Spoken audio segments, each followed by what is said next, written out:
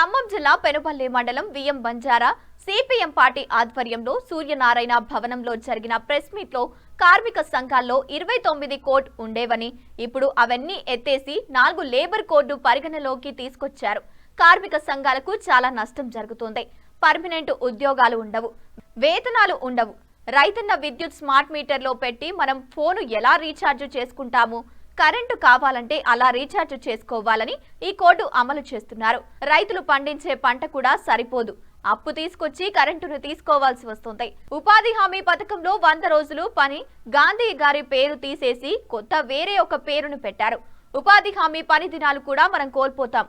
కనీసం వేతనాలు ఉండాలంటే మనం పోరాటం చేయాలని అందరూ ఈ సమ్మెలో జయప్రదం చేయాల్సిందిగా విఠలరావు కోరారు. ఈ కార్యక్రమంలో సిపిఎం నాయకులు అందరూ తదితరులు పాల్గొన్నారు. ఎలక్ట్రానిక్ మీడియా వారందరికీ కూడా సిఐటియు కమిటీ తరఫున నమస్కారాలు తెలియజేస్తున్నా. ఈరోజు ప్రెస్ మీటు ఏర్పాటు చేశాం. ఈ ప్రెస్ మీట్లో పౌర హక్కుల సంఘం జిల్లా నాయకులు కాటినేని శ్రీనివాసరావు గారు, వ్యవసాయ కార్మిక సంఘం ఖమ్మం జిల్లా కమిటీ సభ్యులు గాయం తిరుపతిరావు గారు, కేవీపీఎస్ ఖమ్మం జిల్లా కమిటీ సభ్యులు తడికిమల్ల చిరంజీవి గారు పాల్గొంటున్నారు. ఈ ప్రెస్ మీట్ ఉద్దేశం భారతదేశ వ్యాప్తంగా రేపు ఫిబ్రవరి 12వ తారీఖు నాడు సార్వత్రిక సమ్మె జరుగుతుంది. ఈ సమ్మెను జయప్రదం చేయాలని చెప్పి ప్రజలందరికీ విజ్ఞప్తి చేయడం కోసం మీ ద్వారా అన్ని వర్గాల ప్రజానీకానికి తెలియజెప్పడం కోసం ఈ ప్రెస్ మీట్ని ఏర్పాటు చేశాం.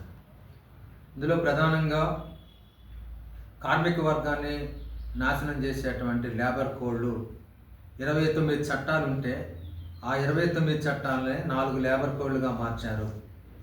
ఆ 4 లేబర్ కోడ్ల వల్ల ఇలా కనీస వేతనం కోల్పోతున్నాం, సమాన పనికి సమాన వేతనాన్ని కోల్పోతాం, పని గంటల్ని కోల్పోతాం, ఉద్యోగ భద్రత ఉండదు, పర్మనెంట్ ఉద్యోగాలు ఉండవు.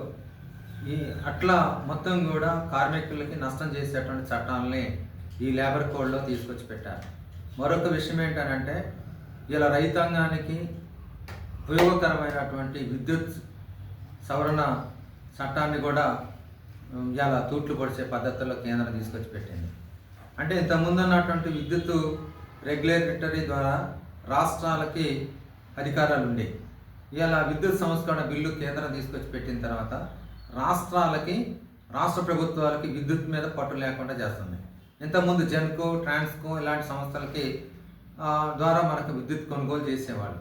కానీ ఇలా కేంద్ర జోక్యంతో విద్యుత్ కొనుగోలు చేయడం వల్ల అక్కడ ఉత్పత్తి అయినటువంటి రేటునే మన ఇక్కడ ఉన్న